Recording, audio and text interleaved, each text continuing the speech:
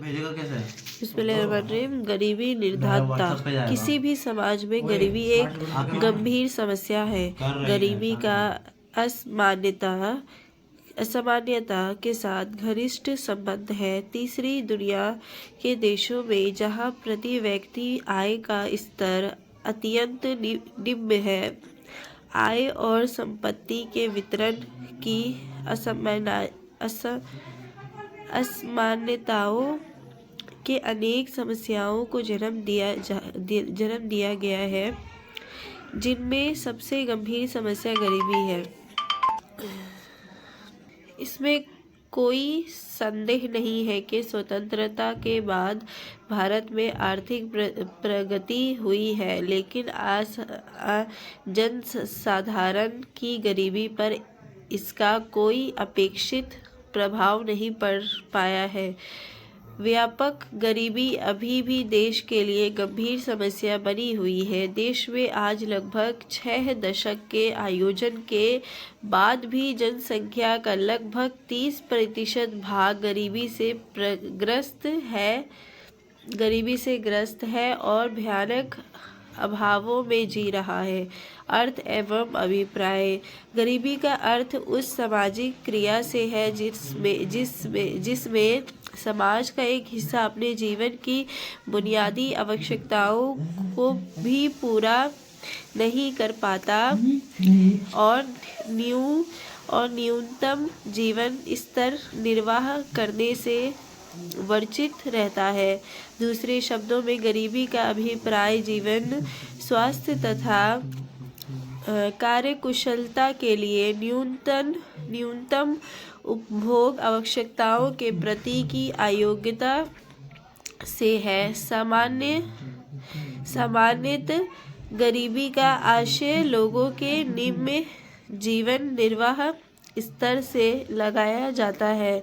जीवन निर्वाह की न्यूनतम आवश्यकताओं के पूरा न होने से व्यक्ति का जीवन घष्टमय हो जाता है, उसके स्वास्थ्य तथा कार्यकुशलता की हानि होती है, जिससे उत्पादन में वृद्धि करना तथा भविष्य में निर्धनता से छुटकारा पाना कठिन हो जाता है। परिणाम: व्यक्ति गरीबी के दलदल में फंस जाता है। देश इसलिए निर्धन बना रहता है क्योंकि व्यक्ति निर्धन है। एक निर्धन व्यक्ति को उसकी गरीबी के कारण भरपेट व संतुलित भोजन नहीं मिल पाता, उसका स्वास्थ्य कमज़ोर होता है, उसमें काम करने और कमाने की शक्ति कम होती है, अतः आय कम होती है और वह गरीब बना रहता है। गरीब का यह कुचक्र चलता रहता है। चूँकि व्यक्ति गरीब होता है, इसलिए वह विकास नहीं कर पाता। व्यक्ति का विकास बाधित होता है तो देश का विकास अवरुद्ध हो जाता है और देश गरीब बना रहता है। तीसरी दुनिया के अन्य देशों की तरह भारत के लिए भी गरीबी एक गंभीर चुनौती है। गरीबी के प्रकार। गरीबी के मुख्यतः सापेक्ष और निरपेक्ष दृष्टि से देखा जा सकता है, अर्थात गरीबी के 2 रूप या प्रकार है। सापेक्ष गरीबी। सापेक्ष गरीबी से अभिप्राय विभिन्न वर्गों, प्रदेशों या दूसरे देशों की तुलना में पाई जाने वाली गरीबी से है। जिस देश या वर्ग के लोगों का जीवन निर्वाह स्तर नीचा होता है, वो उच्च निर्वाह स्तर के लोगों या देश की तुलना में या सापेक्ष रूप में गरीब माने जाते हैं। यूएनओ की एक रिपोर्ट के अनुसार उन देशों को सापेक्ष रूप से निर्धन माना जाता है जिनकी प्रति व्यक्ति कुल आय $1 प्रतिदिन से कम है। भारत की प्रति व्यक्ति आय $330 प्रति वर्ष के लगभग है।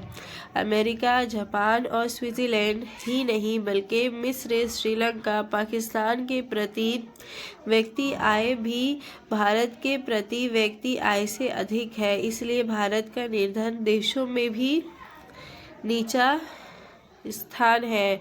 निरपेक्ष गरीबी। निरपेक्ष दृष्टि से उन लोगों को गरीब कहा जाता है जिनका निर्वाह स्तर इतना नीचे होता है कि जीवन की न्यूनतम आवश्यकताएं भी पूरी ना हो पाती हैं।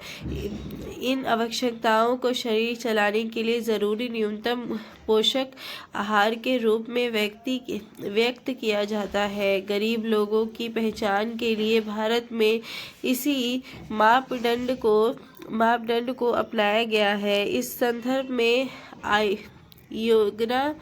आयोग द्वारा प्रतिदिन के हिसाब से आवश्यक आहार की न्यूनतम मात्रा ग्रामीण क्षेत्रों के लिए 2400 कैलोरी और शहरी क्षेत्र के लिए 2100 कैलोरी निर्धारित की गई है। गरीबी रेखा।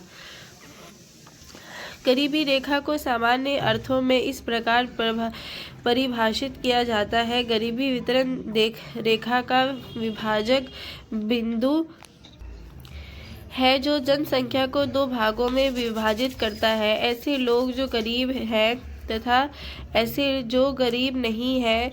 लेकिन भारत में इसका परिभाषा लोगों की न्यूनतम उपभोग आवश्यकताओं को ध्यान में रखकर की जाती है। इसके अनुसार प्राय वे लोग गरीब माने जाते हैं जो एक निश्चित न्यूनतम उपभोग का स्तर प्राप्त करने में असफल रहते हैं। दूसरे शब्दों में गरीबी रेखा वो रेखा है जो उस प्रति व्यक्ति औसत मासिक व्यय को प्रकट करती है जिसके द्वारा लोग अपनी न्यूनतम आवश्यकताओं को संतुष्ट कर सकते हैं।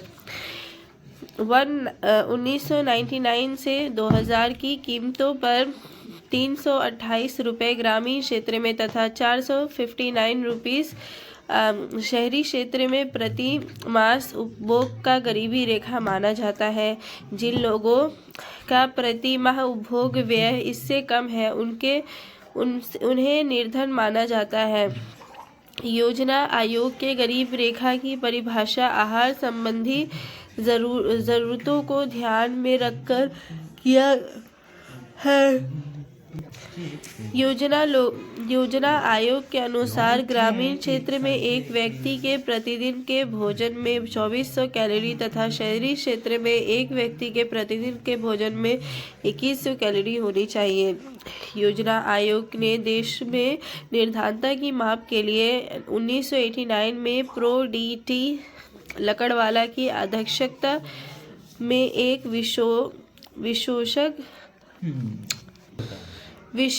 विशेषज्ञ दल का गठन किया जिसने 1993 में अपनी रिपोर्ट प्रस्तुत की। इस आयोग ने प्रत्येक राज्य में मूल्य स्तर के आधार पर अलग अलग निर्धारता रेखा का निर्धारण किया। इसका अभिप्राय ये है कि प्रत्येक राज्य में निर्धारता रेखा भिन्न भिन्न होगी। इस आयोग ने प्रत्येक राज्य में ग्रामीण व शहरी निर्धारता के लिए अलग अलग मूल्य सूचकांकों की बात की है जो निम्न है। पहला है ग्रामीण क्षेत्र में निर्धनता रेखा। इसके लिए लकड़वाला विशेषज्ञ दल द्वारा प्रस्तुत रिपोर्ट में कृषि श्रमिकों के लिए उपभोक्ता मूल्य सूचकांक का सुझाव दिया। दूसरा है शहरी क्षेत्र में निर्धनता रेखा। लकड़वाला समिति ने औद्योगिक श्रमिकों के लिए उपभोक्ता मूल्य सूचकांक और शहरी निम्न कर्मचारियों के लिए उपभोक्ता मूल्य सूचकांक का सुझाव दिया। योजना आयोग ने लकड़वाला समिति के सिफारिशों को स्वीकार कर लिया। लकड़वाला समिति की सिफारिशों के परिणाम स्वरूप अब कोई विशिष्ट या निर्धारित निर्धनता रेखा नहीं होगी, बल्कि इसके स्थान पर एक अखिल भारतीय निर्धनता रेखा का निर्धारण किया जा सकता है। गरीबी रेखा का निर्धारण। गरीबी रेखा का निर्धारण आय और उपभोग के रूप में किया जाता है, लेकिन आय की तुलना में उपभोग गरीबी रेखा सीमा का एक बेहतर पैरामीटर है। इसके कारण ये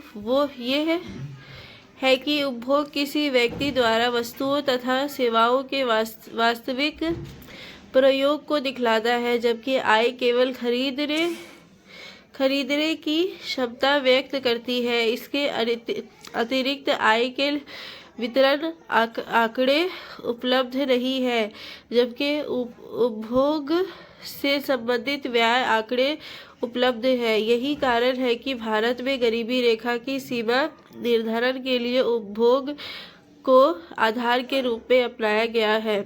गरीबी रेखा निर्धारण की कार्यविधि। भारत में गरीबी रेखा निर्धारण करने के लिए उपभोग की सीमा आधार बनाया जाता है। इसके लिए निम्नलिखित कार्यविधि अपनाई जाती है। पॉइंट वाइज है, ठीक है। पहला पॉइंट है,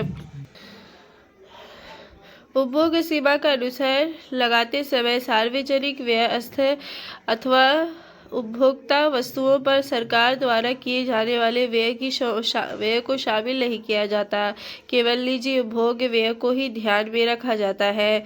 निजी उपभोग व्यय घटकों के रूप में न केवल खाद्य पदार्थ मदों को बल्कि गैर खाद्य पदार्थ को भी ध्यान में रखा जाता है।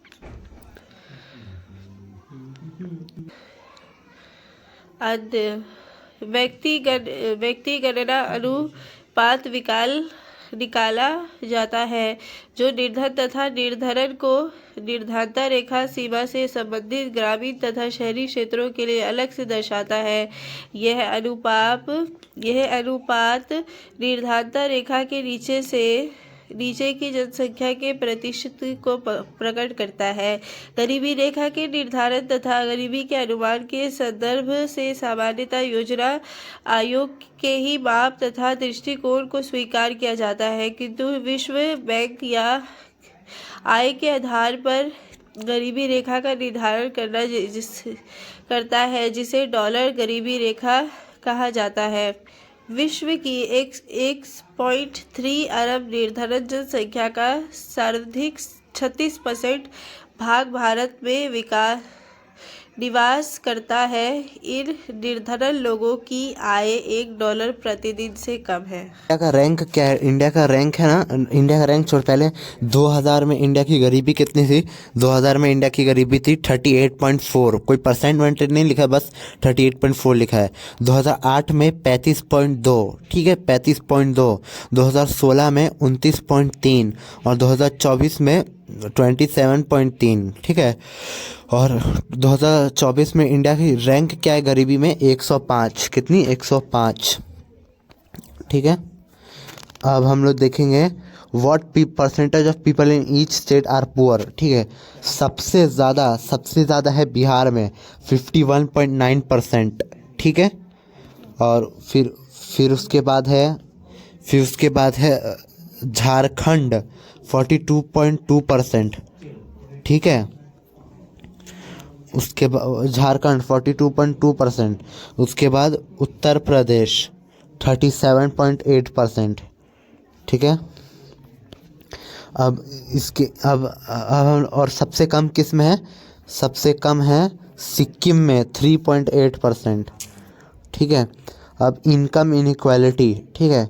इंडिया के जो टॉप 1% है ना, 53 लाख पर एनम कमाते हैं, ठीक है, यानी एक साल का 53 लाख।